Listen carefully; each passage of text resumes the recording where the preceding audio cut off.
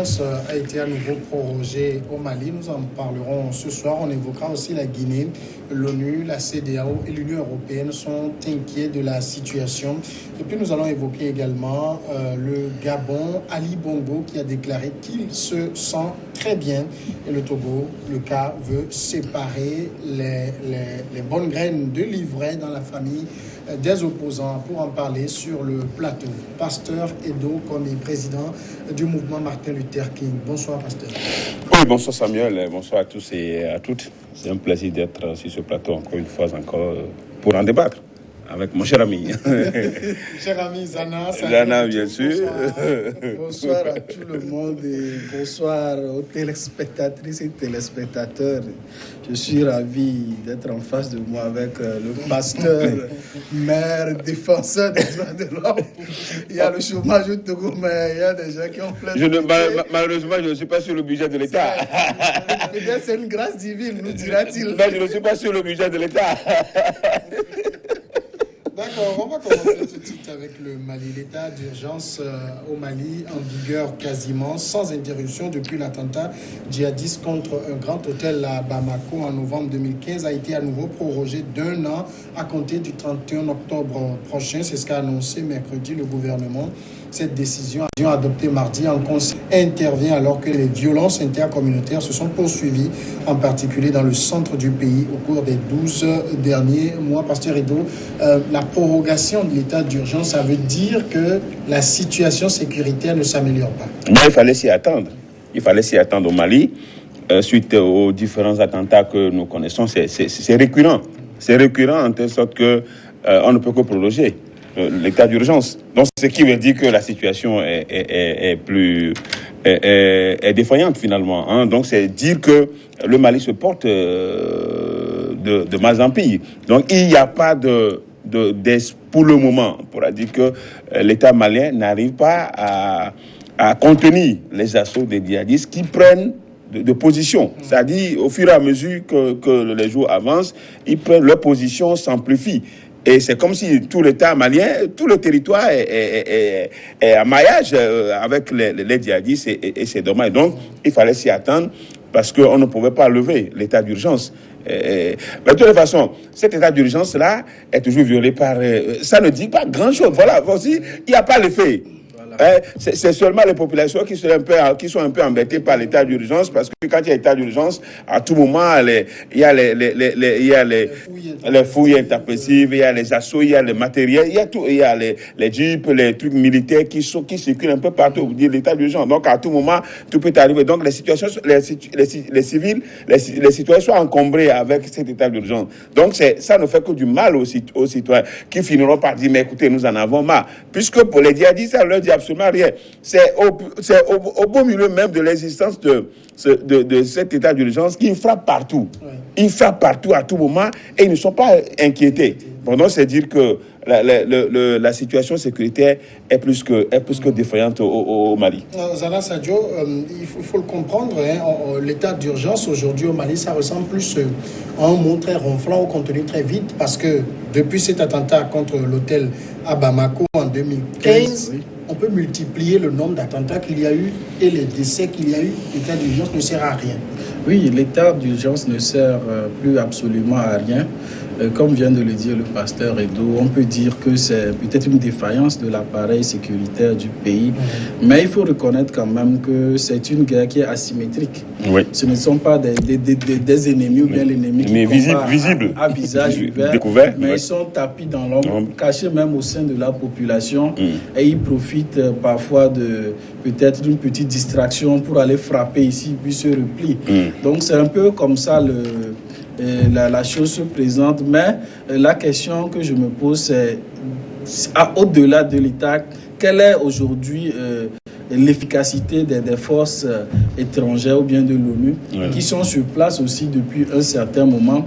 Et je ne comprends pas comment on peut dire qu'il y a une force de l'ONU et qui est sur place. L'ONU avec avec toutes leurs capacités opérationnelles sur le terrain. Je n'arrive pas à comprendre comment des groupuscules peuvent mettre en échec tout un système, tout le sécuritaire d'État, d'une organisation internationale. C'est beaucoup de questions que je me pose. Et parfois, j'ai envie de donner raison à ceux et à celles qui pensent que c'est parfois pour venir protéger des intérêts qui ne disent pas leur nom, pour faciliter peut-être des trafics, toutes sortes de trafics de drogue, de métaux, de ressources naturelles dans le Sahel, pour que ces forces viennent, comment dit-on, sous couvert de ces missions humanitaires ou bien sécuritaires. Donc, quelle est l'efficacité depuis novembre 2015? Rien, au contraire, même cela se dégénère en conflit interethnique dans le pays avec des centaines de morts. C'est un point d'interrogation. Que font la CEDEAO, que font tous ces groupements G5 Sahel? Ben, finalement, ça sert à quoi? Finalement, pasteur, on peut aussi se poser la question dans l'autre sens. Est-ce qu'on n'aurait pas atteint le pire s'il n'y avait pas eu état d'urgence? Jusque-là, quelle est l'efficacité de l'état d'urgence? Donc, parlons d'abord de l'efficacité. Jusque-là, qu'est-ce que ça a donné? Puisque malgré l'existence de l'état d'urgence, le pays est toujours pris en étau par les djihadistes et qui sèment de la désolation au sein de la population. Parce que l'État malien aussi est pressé sur les traces de l'État centrafricain. C'est comme s'il n'y a pas une grande partie qui est contrôlée par l'État quand vous voyez un peu de par la disposition géographique du Mali. Donc c'est dire que, comme je l'ai déjà dit, les civils sont déjà embêtés, sont déjà handicapés par cet état d'urgence. Donc c'est eux plutôt qui crient maintenant qu'eux ils en ont marre. Mais bon, ils ne peuvent rien faire parce que l'État, le pays est attaqué. Ils ne peuvent rien faire. Il faut nécessairement, obligatoirement l'état d'urgence. Et nous, on aurait souhaité quand même que dans cet état d'urgence-là, il y ait quand même des prouesses de l'armée, de l'armée officielle. Dans ces genres de situations, ce qu'on n'évoque pas souvent, c'est aussi ces nombreux attentats déjoués par l'armée. Ça, on ne le dit pas souvent. Oui, ça, on ne le dit pas souvent, mais ce que nous disons, c'est les attaques que nous vivons tous les jours. Les attaques qui endeuillent les citoyens, c'est ça. C'est de ça qu'il s'agit. Ce que l'armée déjoue, bon, ça ne dit pas grand-chose. Puisque ça n'arrive pas à contenir, à en finir les interventions djihadistes. Il fallait que ça en arrive là pour que nous puissions dire exactement ce qu'il y a. Donc, quand on prend aujourd'hui, quand on fait le point de la situation, c'est-à-dire que l'armée malienne a échoué. Même avec les forces étrangères qui sont là, avec G5 qui est là, et on ne voit pas encore l'efficacité. Comme elle l'a dit tout à l'heure, c'est une guerre asymétrique. Puisque les djihadistes, on ne les va pas, ils ne sont pas regroupés ici pour qu'on sache. C'est des gens qui sont mobiles, c'est comme qui sont portables. Ils peuvent aller ici, ils peuvent aller là. Bon, donc, et qui ont des cibles, des trucs, qui tapent les cibles. Et apparemment, ça marche pour eux. Bon, donc, l'état d'urgence jusque-là n'a pas prouvé son efficacité. Peut-être il faut essayer autre chose que l'état d'urgence. Bon, qu'est-ce qu'il faut encore dans l'armée? Qu'est-ce qu'il faut encore après l'état d'urgence pour mobiliser toutes les troupes sur place pour intervenir à tout moment? C'est ça l'état d'urgence. Il y a aussi, par exemple, on le sait, quand on voit un peu le conflit au niveau du Mali, quand on voit la manière dont ces terroristes attaquent, ils ont quitté un peu, par exemple, les attentats kamikazes, tout ça là. La cible maintenant, c'est l'armée. On attaque les camps de l'armée, on attaque les positions de l'armée, on fait des dizaines de morts et on se replie. Donc cet état d'urgence-là, apparemment, ça n'aide pas beaucoup l'armée elle-même. Non, du tout, ça n'aide pas l'armée. Et peut-être que c'est une forme de guerre psychologique qui se mène, on ne sait pas. Aujourd'hui, ici, c'est la cible privilégiée, c'est l'armée. C'est peut-être pour faire passer un message à la population qui elle-même est déjà exaspérée des troupes sur place qui sont inefficaces. Je crois récemment, un magasin de stockage a été pillé. Donc aujourd'hui, c'est un message qui est pillé. Ils ont emporté 3 fois rien. C'est dit des lits, quelques petits trucs. Oui, mais comme si on avait emporté tout le nuit. Non, 3 fois rien, Samuel, mais c'est symbolique. Ça renvoie un message très clair. Si peut-être vous vivez une situation d'insécurité aggravée dans votre pays et qu'une force vient à votre secours, la moindre des choses, c'est, comment dit-on, cette forme de solidarité que l'on témoigne. Mais aujourd'hui, si on les attaque, voilà, si on les attaque, ça veut dire que la population envoie un message pour dire, mais messieurs, vous ne foutez rien. C'est un message qui est clair. Il y a l'état d'urgence, il y a l'armée malienne, il y a les forces internationales. Mais si on peut intervenir même au sein même de mais notre le QG de l'ONU, c'est ça. Le QG de l'ONU. Voilà. Donc ça veut dire que, si c'est ainsi, mais ça veut dire que nous-mêmes, nos vies, mais c'est à leur merci. Mais bien sûr. Ils ont pouvoir de vie de mort sur nous à tout exactement ça. Donc c'est toute l'efficacité peut-être aussi de la communauté. Qui est mise en jeu. Qui est mise en cause. Est-ce qu'on doit dire que aujourd'hui, au regard de la situation, l'armée malienne est dépassée? Et vous savez, depuis le temps du capitaine Sanogo, c'était ça. Oui, c'était lui. Sanogo. C'est depuis le temps là que l'armée malienne a été foutue en l'air. Bon, donc jusque-là. Son coup d'État, il avait dit que c'est parce que ATT ne faisait rien contre l'avancée djihadiste. Et c'est depuis son coup d'État que le pays est ouvert, est largement ouvert aux attaques djihadistes. Tout le monde est conscient que c'est depuis le coup d'État de lieutenant capitaine Sanogo qui est devenu Général 4 étoiles. Général 4 étoiles, ça c'est l'Afrique. Ça se fait, on passe de capitaine à général. Ça c'est l'Afrique, hein? Ça c'est l'Afrique, on peut voir tout ça. Pourtant, c'est dire que l'armée malienne est dépassée. Et vous savez, je crois que nous tous, nous devons aller profondément dans cette guerre au Mali.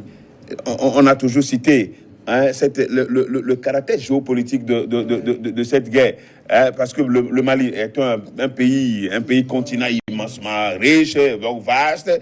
Bon, donc les gens profitent. Et toutes ces forces-là qui sont là, elles profitent seulement des richesses de Mali. Donc, on a mis le Mali en lambeau pour pouvoir profiter. On a créé, ils ont provoqué cette guerre-là, et même c'est eux, ils sont des sapeurs-pompiers. C'est eux qui provoquent, mais ils sont encore des sapeurs-pompiers. Donc, c'est pour dire que là, actuellement, il ne reviendra pas au Mali, à l'armée malienne de finir. C'est ceux qui ont provoqué la guerre, et qui y sont. Et qui deviennent encore, qui sont là, qui disent, nous allons éteindre le feu avec vous. C'est les mêmes personnes.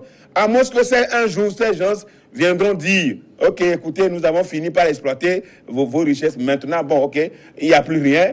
Nous allons partir et nous partons avec les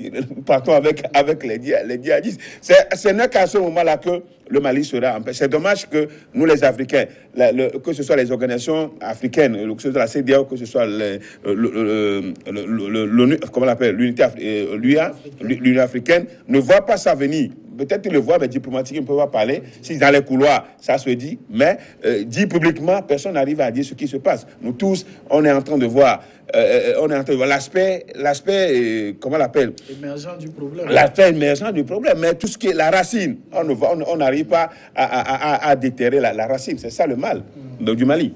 Qu'est-ce qu'il faut dire maintenant? Que finalement, le Mali est livré à lui-même? Oui, bien sûr. Bon, en fait, comme tous les autres pays d'Afrique. On ne peut pas dire que le Mali est livré à lui-même, parce que si c'était le cas, ça veut dire que nous tous nous sommes menacés. Le Togo, le Mali fait, je ne sais pas combien de fois le Togo.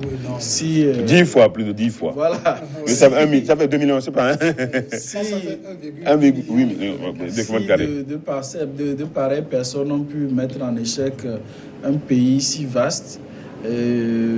J'ai un sentiment, je ressens beaucoup d'inquiétude par rapport à cette avancée-là de la menace terroriste dans la sous-région. Mais je peux dire qu'il y a une forme d'hypocrisie aussi. Sur les réseaux sociaux, j'ai lu un commentaire récemment qui m'a un peu fait sourire.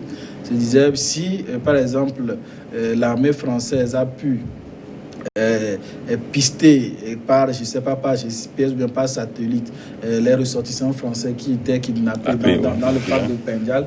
Comment n'arrive-t-il pas à en faire autant pour mettre en échec des gens qui, à visage ouvert, interviennent parfois sur des motos avec des pick-up et puis mettent en déroute peut-être toute une garnison, tout un camp. Donc c'est autant de questions que l'on se pose, mais je ne pense pas que le Mali soit livré à elle-même. Il y a les pays qui entourent, qui sont aussi préoccupés par la question de la sécurité, qui risque de déstabiliser toute la région. La pause, quelques secondes, et on est de retour tout de suite après.